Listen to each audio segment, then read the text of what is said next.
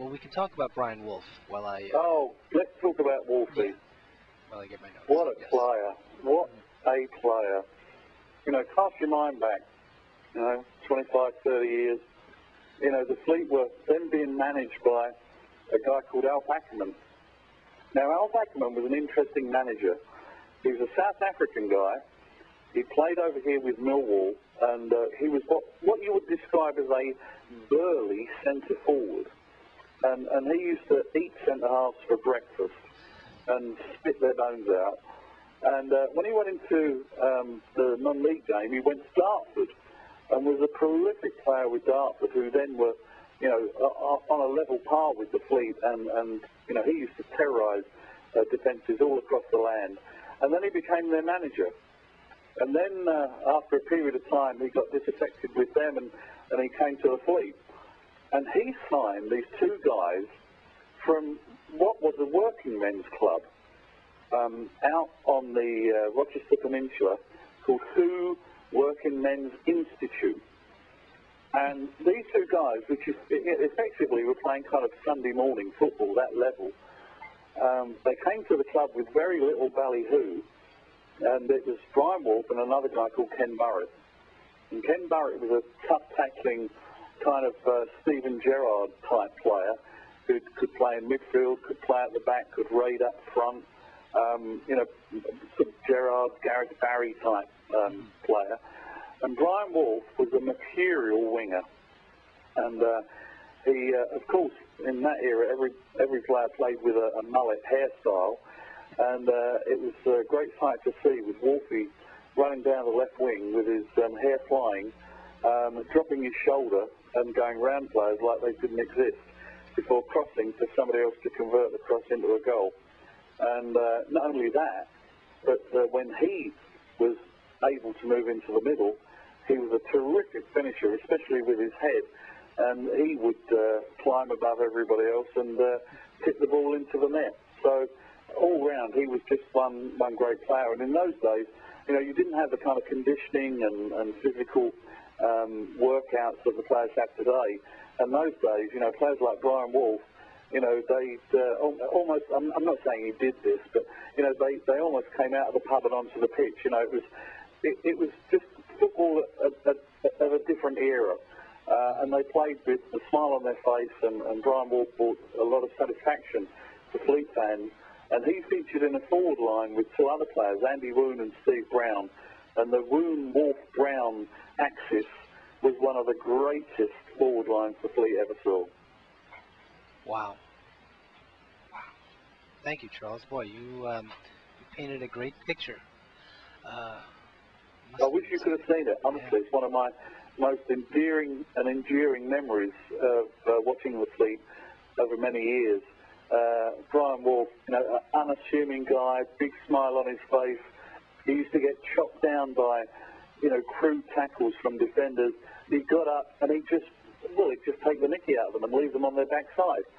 And, he'd dribble the ball at pace, get a cross in, and the Fleet answered any kind of physical presence from the opposition by putting a goal in the back of their net. Wow. Oh, man.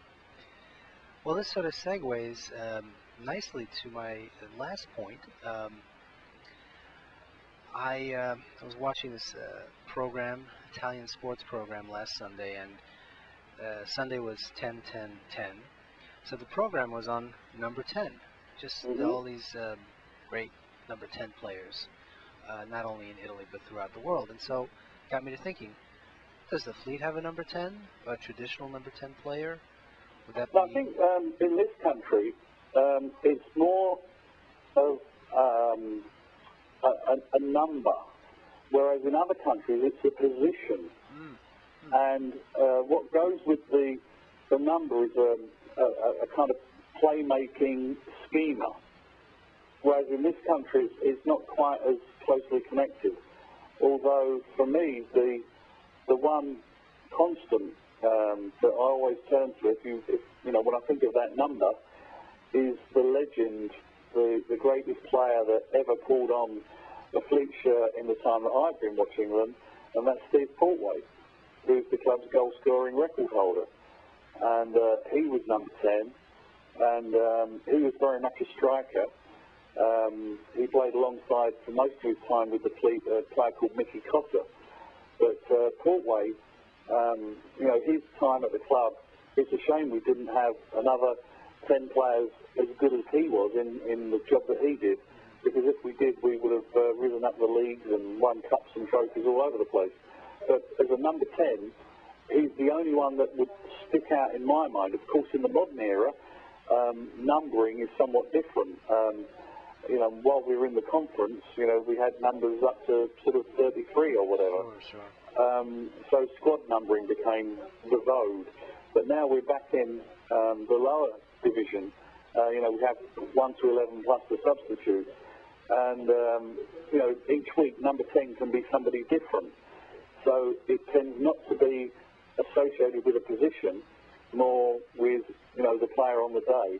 But, if you said to me who was the, most memorable number 10 at Ebbsfleet, I'd turn to Steve Portway, and we can talk about Steve Portway on another occasion in more detail. But just as we talked about Brian Wolf tonight, maybe some of the listeners, have got other players that they'd like to explore in other discussions. But for me, Portway was the best number 10 that ever pulled on the red shirt. Wow. Well, thank you. Wow, thank you for both trips down memory lane and for explaining that to me.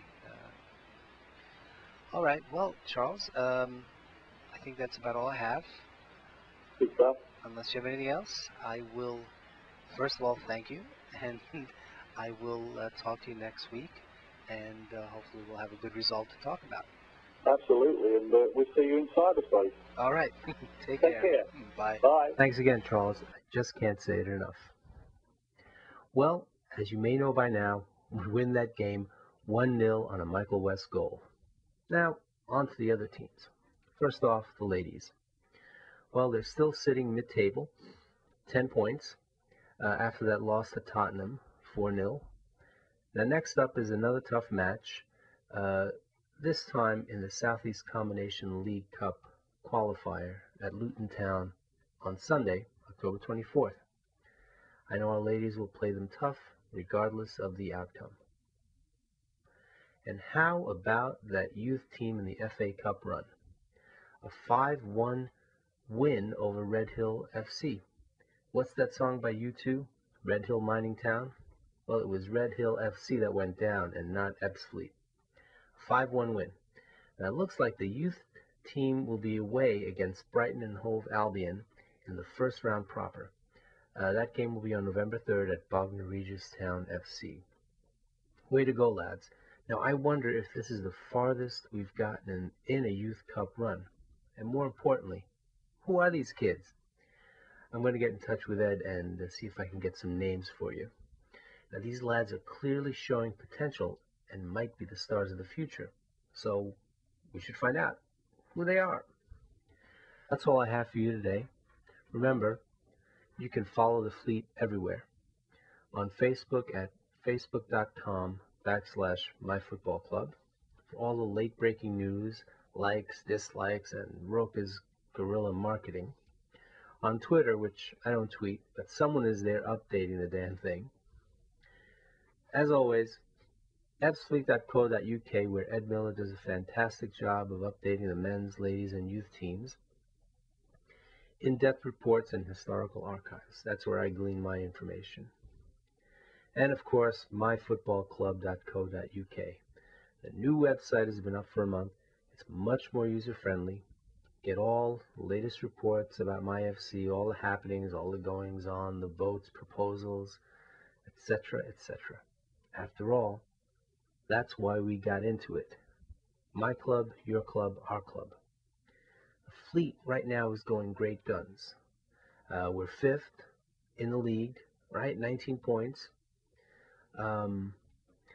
We are on the cusp of getting to the first round of the FA Cup.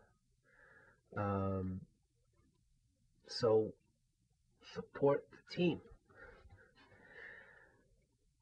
Till next time, this is your humble narrator signing off. Up the fleet.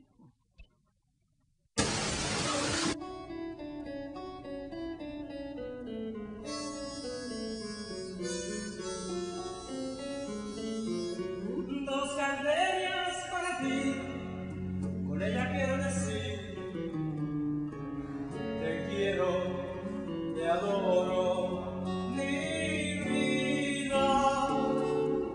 Ponle toda su atención, porque son tu corazón y el mío.